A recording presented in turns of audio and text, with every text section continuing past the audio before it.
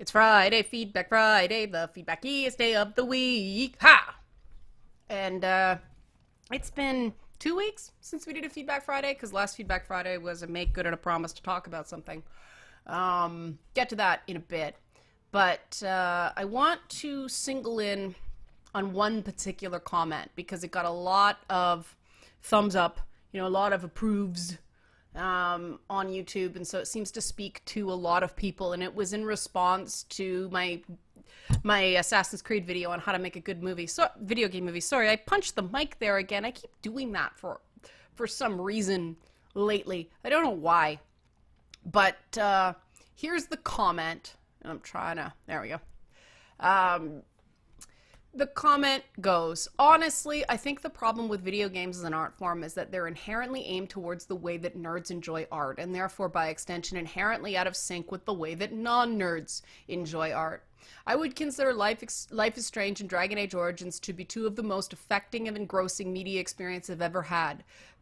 Do not freak out, guys, about the reference to Life is Strange. The person is entitled to their opinion.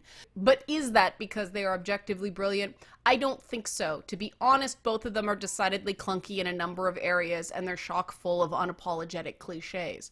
The reason I love them so much is that they let me play make-believe in a way that I was eager to play make-believe, that they provided me with so many bits and pieces and ideas that I could connect in my own mind to form a story I liked all the more because I was, in some ways, a co-author to it. And that makes games a perfect fit for nerds because nerds love it when they get to do some of the work themselves. As a subculture, we don't want to passively consume. We want to tinker. We write fan fiction. We develop headcanons. We shamelessly cannibalize the things we love to make them our own. We would, by and large, rather have something messy and disjointed and imperfect that's ours than to have something pristine and elegant that we were required to keep our grubby hands off of. A lot of nerd self-loathing, I think, comes from knowing from painful experience that most people don't operate like that. Most people don't want to tinker, they want to get something that's functional and user-friendly. So we all have had our share of times when we've shown someone what we thought was the most awesome thing ever, only to watch them recoil in horror from the mismatched, half-finished, Cheeto-sprinkled mess of it.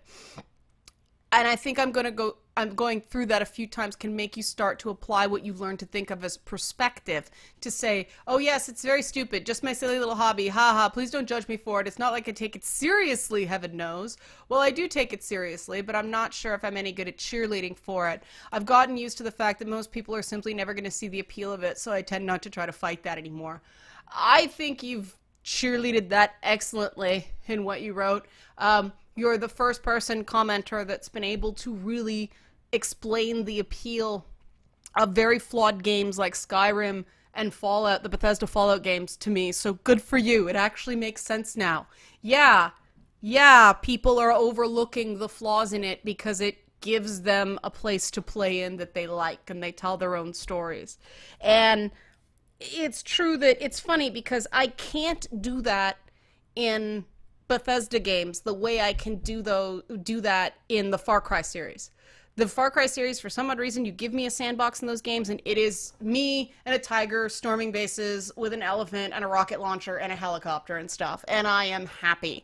Maybe it's just there's animals there and they aren't in other places.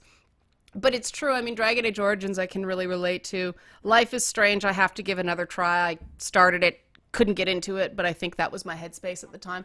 Dragon Age Origins, I agree. It has a lot of flaws, especially where graphics are concerned, but yeah, it told a fabulous story. It really did take those medieval tropes, or medievalist tropes, and just really peel them back like an onion in a way that I think it was like catnip for people who like to tinker.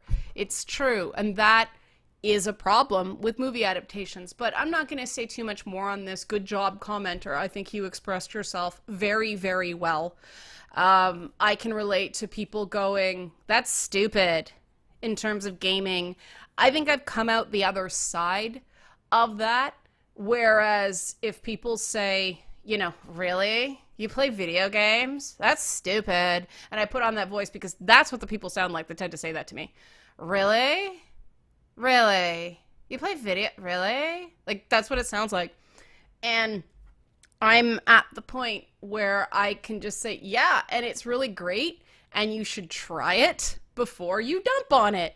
Oh, I wasn't dumping on it. I didn't say anything. I just asked. It's like, yeah, like that tone of voice was it, but I digress. This segs into the next major thing I want to talk about, and it's just a reminder. I don't want this to get too heated because my issue is that it was like, oh, success, but no, failure.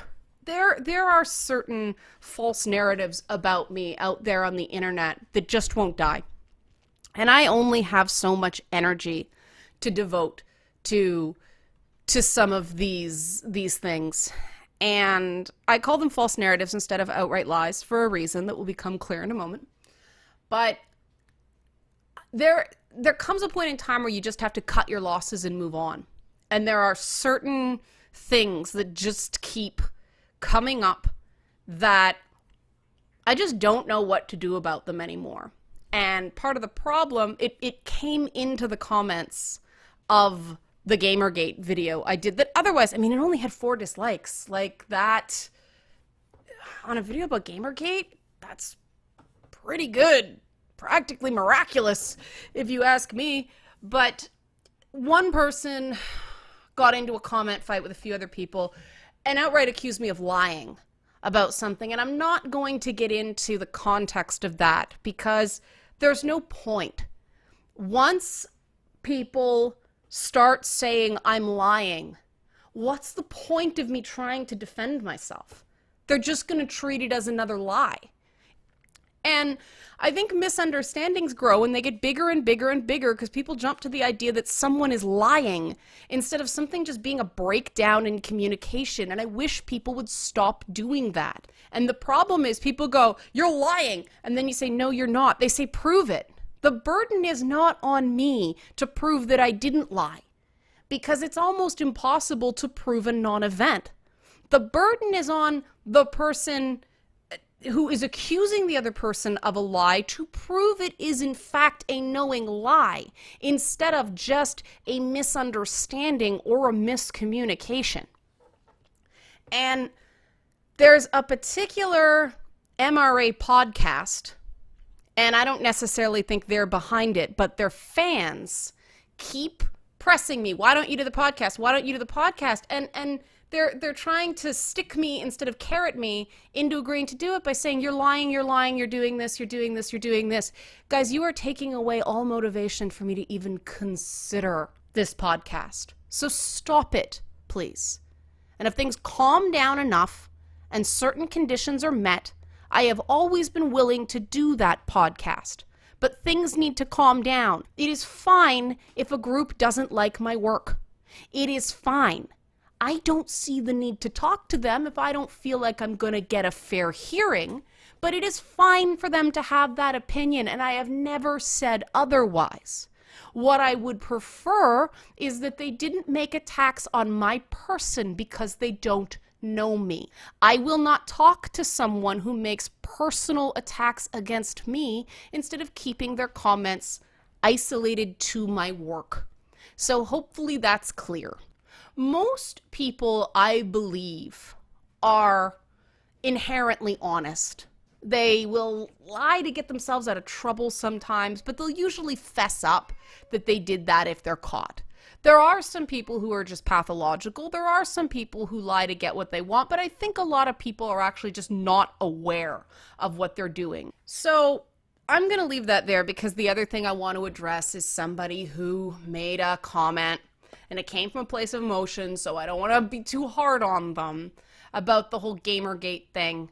Why the hell do you defend people that called me an SJW feminazi because I wanted the option of a female length in Breath of the Wild? The fact that SJW has become an insult infuriates me. I can guess that this is somebody angry that I am saying Gamergate isn't all bad. Excuse me. But the entire point I was trying to make is I'm not saying everybody in Gamergate's a saint. I'm just saying, like in any movement that gets big enough, there are good people and bad people. And that is just something that we're not going to be able to have discussions with any group if we only judge them by their worst participants. I mean, I do think that people are too reactive about some of these personal preference comments people make online. I'm not defending someone who would call someone an SJW feminazi because they want a female link. I personally disagree with the idea of a female link because of the way The Legend of Zelda is crafted. It is sort of drawing on the idea of a Gnostic feminine, which not everybody likes, but I claim that's a valid artistic decision. Because don't forget, the name of the game is The Legend of Zelda, not The Legend of Link. And so the idea is that Link is the active, Zelda is the passive, but their power works together. And you know, the third part of the Triforce is Ganondorf, and so you need all our three parts to make a story. And while some people prefer to play as women, that's fine. But saying I prefer to play as a woman is different than saying I won't play your game unless I get to play as a woman. Because if we're allowed to say that, then guys are allowed to say, or anybody that prefers to play as male characters also has the right to say, I won't play your game if I have to play a chick. So, you know, that's my opinion on the whole thing. Now, that being said, I think we have to keep in mind that people are very reactive on both sides of the aisle on this thing. And some people, when they express their opinions regarding what they would like in games, they tend to overstate their case. This is something that I had to learn how to say things in ways that people will listen to as opposed to just shutting me out. And part of it was learning to develop my own style, learning to be more myself online instead of imitating the people I looked up to. Unfortunately, most of my media role models are men, so when I tried to emulate their style, it didn't work out so well for me for reasons it took me quite a while to understand. But it sucks that anybody would get called a name because of their opinion on a game.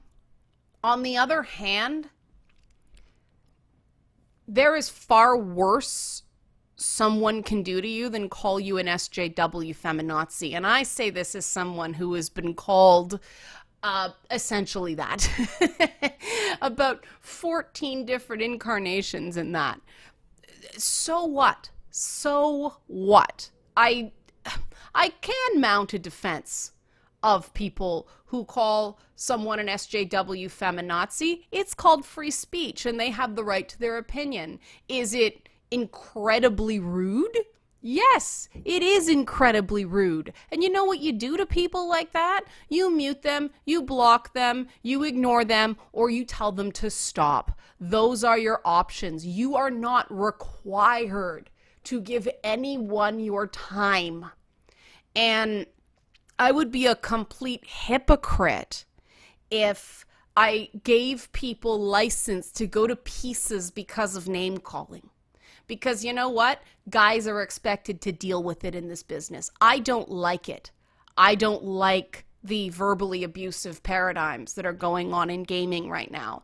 But I don't think that women should have greater protections in that regard than guys. And I would prefer gaming shifted into a paradigm where, unless you're in an area where it's sort of, this is an area where we all trash talk and shit post, and we're going to tell you that from the outset, and nobody's required to be here. This is just this room. The other room's down the hall where you can have a less shitlord experience, right? I'm fine with that because everybody knows what they're getting into going in. It's these common spaces where multiple types of people have to cohabitate that I would like to see everyone treated with more respect. Male reporters, male developers, female reporters, female developers, and every type of player under the sun. And it's fair for people to say, we like to be able to swear and call each other names. This is catharsis for us. Screw off. Yeah? If everybody's on the same page, no problem. But there's unfortunately a bunch of different camps going, we are the real gamers. You know, the rest of you are fake gamers. And, you know, I sit back and see multiple groups saying this, and I'm like, will the real Slim Shady please stand up? But as much as it's mean to call someone a name, when you're saying the fact that SJW has become an insult infuriates me, commenter, you are blind to some of the problem here. The term SJW does not mean anybody that is interested in social justice. It essentially means people who are abusive under the mantle of being warriors for social justice. And that's precisely why I don't use the term. I use the term outrage warrior. But at first I was like, why is social justice warrior a bad thing? I had the same reaction. But then I learned that they're not talking about people who care about making the world a better place. They're caring about, they're referring to people who are using it to just beat up on other people. It's not the same thing. And that's why I took the social justice out of the term. Because it really has nothing to do with that. It's calling out the hypocrisy of it. And that doesn't mean I've never used the term social justice warrior. Settle down, internet archivers. I use it sometimes to be understood, and sometimes I slip. But when I can, I prefer the term outrage warriors. You know, this is a when did you stop beating your wife kind of question. And I can't help but think that maybe people wouldn't respond to you so, you know, so aggressively if you didn't start as your opening salvo. Why the hell do you defend people that are horrible pieces of garbage? Okay, I'm not. And this is the problem with this approach. And, you know, this commenter probably feels quite beat up on right now. And probably with some cause. I went pretty rough there.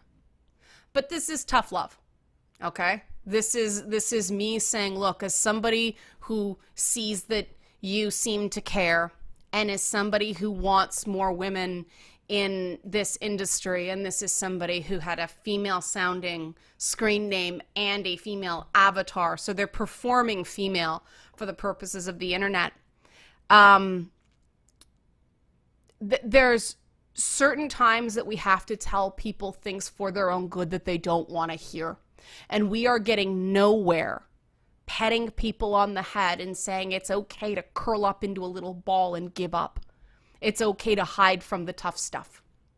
You have to pick your battles.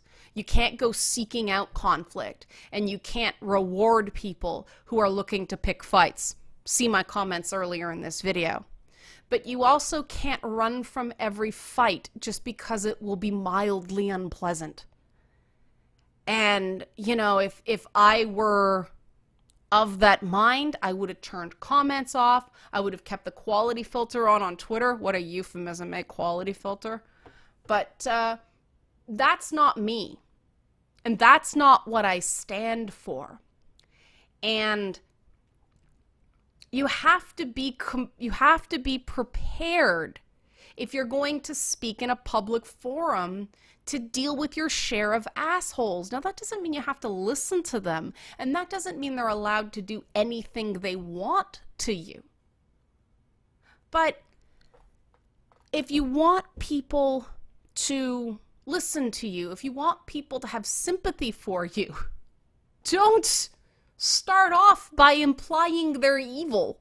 These comments, I have learned on the internet, are intended to sort of be cries for help. I understand that. But the way they're phrased is done in such a way that I can't reward this approach, because if I pet this commenter on the head for coming at me like this, guess what? They're going to multiply. It's the same thing as people calling me a liar to try to get me to do what they want. These are two sides of the same coin. You came to the wrong place and you picked the wrong bad bitch, honey. And I've been watching a lot of Crazy Head, so the word bitch comes up a lot in that show. It's really good, though. It's about demon hunters who are sort of working class Londoners. It's a very strange show. But I'm getting off topic here. Real talk on this Feedback Friday, but I think I've just hit my limit with unaccountable commentary, because it's not helping.